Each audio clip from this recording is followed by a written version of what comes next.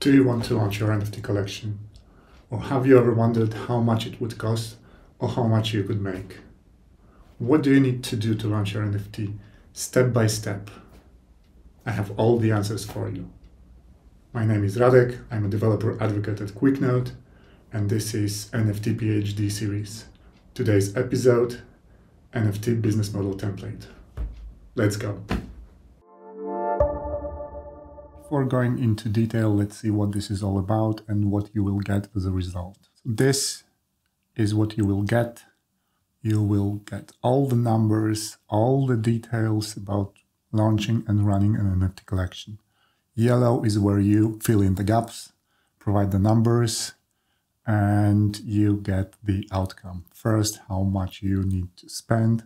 Second, how much you can potentially earn from minting out your collection, and how much money you will get after month 2, 3, and so on. So in addition to all the details and the numbers and everything about your hypothetical NFT collection, the main goal of this template is to tell you if you should even consider launching an NFT collection. Who is this template for? Obviously, it's for anyone considering launching an NFT collection, but it's also for developers, artists, and anyone who is considering contributing to the process of creation, being part of it. And this, while being valuable on its own, is just the first episode about the whole series about creating and running an NFT collection from start to finish. So what usually happens, what is best described in different tutorials and videos is the maybe creation process about creating an NFT. But beyond launching and minting, there is very little content there and very little understanding of what goes into the project and what you need to do and how much you need to spend and how much time everything takes. So the goal of this series is to show everything from start to finish. So where does QuickNode come into play? You don't need to use QuickNode, but if you want a great infrastructure, if you want to have fantastic APIs, especially for NFTs, if you want to have good stats in a simple dashboard, you can use QuickNode, and there is a free option there. You can create an account and start building right now. Now let's look at the document itself and all the details there. So this is the end results with some sample data and sample numbers that I have included. There is a separate tab with all the details on how to use the document, how to make your own local copy, what to change, and what all the details mean. Now let's go quickly through what we have here. First, the assumption and some background. The numbers that I have added here are more or less the real numbers that you can expect. Keep in mind that there is a very wide range for most of those numbers. I tried to include something that is either maybe an average, the middle, or maybe something that makes sense in terms of expectations. Almost every number that you see here can be either much higher or much lower as well. So that's why all those yellow fields are editable. But the numbers that you see are the numbers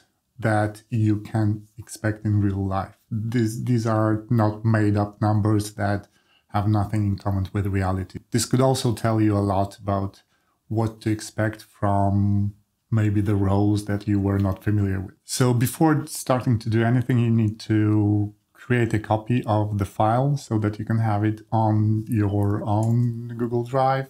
Now that it's in your Google Drive, you can edit everything here. So first, what you need to do is to enter the starting assumptions. First is the items in collection. Usually it's 10,000, could be less, could be more, but let's start with what's most common. Cryptocurrency is ETH. Mint price is the public sale price. Usually, if the team is not well established, the higher minting price is an indication that it's a possible scam, but 0.05 ETH is the amount that is a nice middle ground between a price that is too high and people being reluctant to pay it, and the price that is too low that it does not generate enough revenue for the owner of the collection.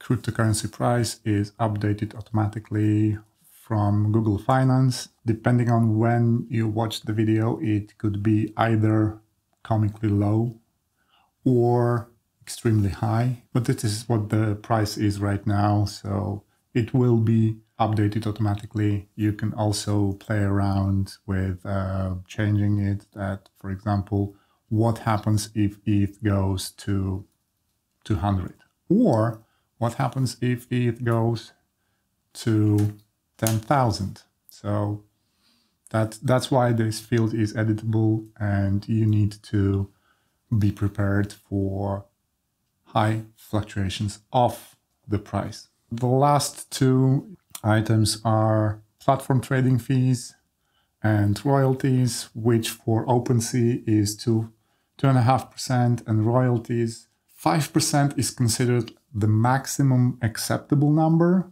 Again, similar as with high minting prices.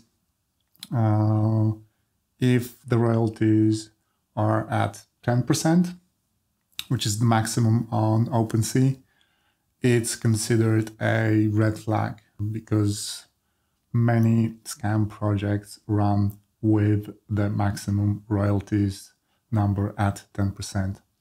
If it's lower than 5%, then it may not be feasible financially to run the collection in the long run for the owner. So 5 is a nice middle ground, but again, it's editable, so you can play with it. With the starting assumptions out of the way, now comes the interesting part, which at first is the creation phase.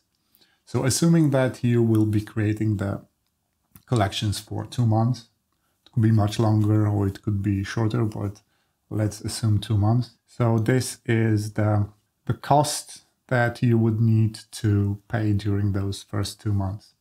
There's a lot that you can play here. So first of all, these are all the elements that you might consider paying for, all the items that go into creating a high quality NFT collection. Many of those items may not be relevant for you. For example, if you are an artist, you don't need to pay an artist. If you are a smart contract developer, you don't need to pay smart contract developer. Same for maybe a project manager. Maybe you will be managing everything, then you don't need to pay the percentage or a fixed fee. But you need to be aware about all those roles and what those might cost you. The structure of the payment is fixed fee, which is this column, or as the percentage of mint paid after minting out. So you are deferring the cost after minting out, diminishing your own risk. Or it could be a combination of both the fixed fee and the percentage of mint. Wherever you see the percentages here, these are the positions that often are being paid as percentage of mint. Not always. It could be fixed fee for you at the beginning and 0% of mint. So you are incurring costs upfront, paying more before you even launch the project, taking all the risk on yourself, but then having all the revenue from minting to yourself and not needing to share. So it's a matter of how much risk you want to take on yourself, on your team before minting out, how much you believe in a project, also how much money you have to pay upfront. For example, if you want to take on less risk, you can say that, okay, I do not want to pay the percentage of mint to a smart contract developer, but instead of 2,000, I'll probably need to pay maybe 10,000.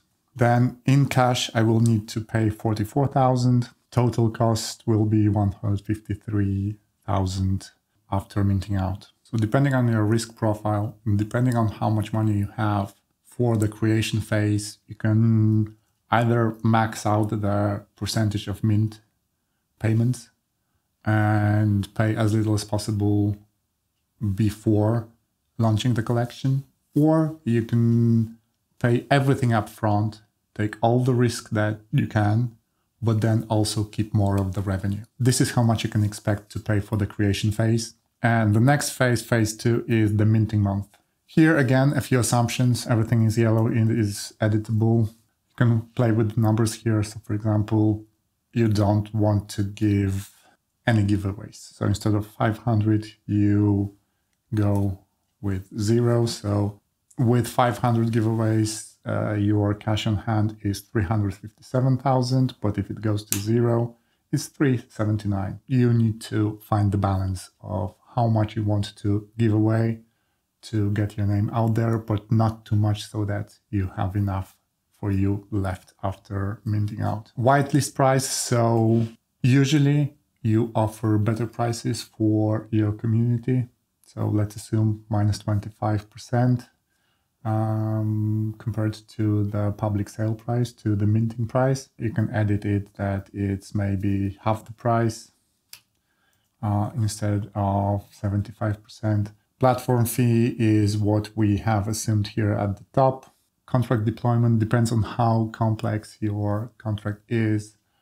It could be either a small payment or it could be a huge fee if, for example, everything is generated and kept on chain, then it might be much, much higher. First of all, this number is how much cash you have generated from your sale. And then this number is how much cash you have after minting out when you take into account all the percentage payments that you have included in phase 1. So this is your magic number. This is how much cash you have left for the remainder of the life of your project, of your NFT. It doesn't mean that this is your profit from the project.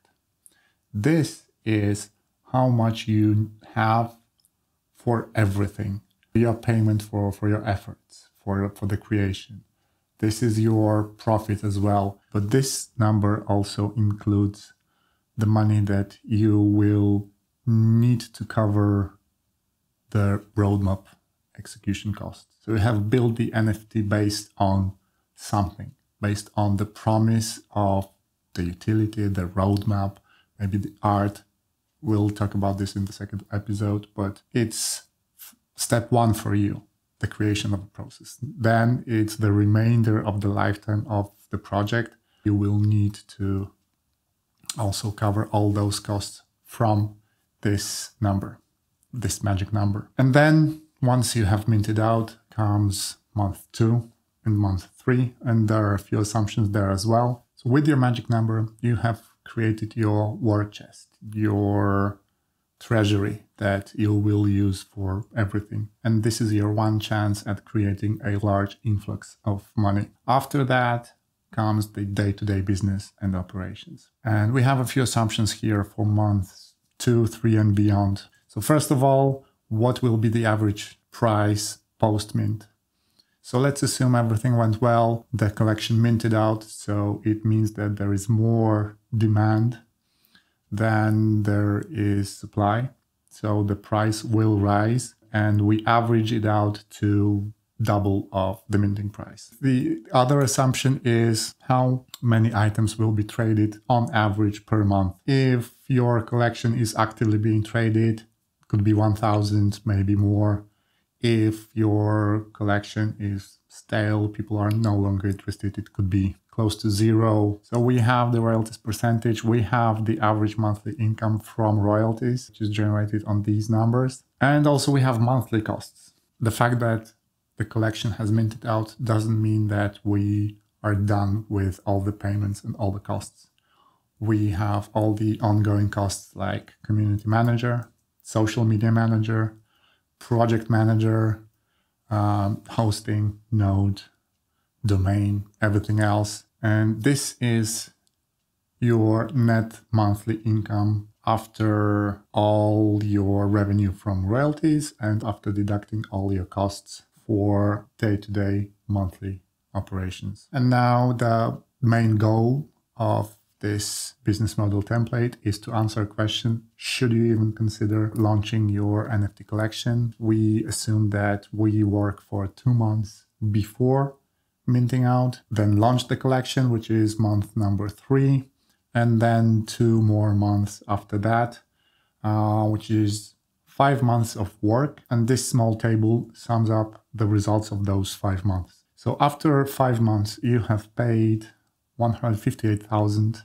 You have generated 511,000 after minting, and you have generated a little bit more than 2,000 in months 2 and 3. So net revenue, what you are left with, is 354,000. And this is the number that will help you answer the question, should you even consider launching your NFT collection? So is this enough for you to cover the costs of the roadmap going forward, and also to be meaningful enough so that you can have profit from it for yourself? So what is the significance of month 3 and why is this number important? The assumption is that after month 3, you have done most of the important work, which is you have created your NFT collection, you have launched it, you have minted out, and you have started delivering the first items from your roadmap. So now the real lifetime of the product starts. And after month 3, there are a lot of things that you can do. You can keep working on your roadmap. You can start thinking about launching some follow-up collections or doing some airdrops to your community and creating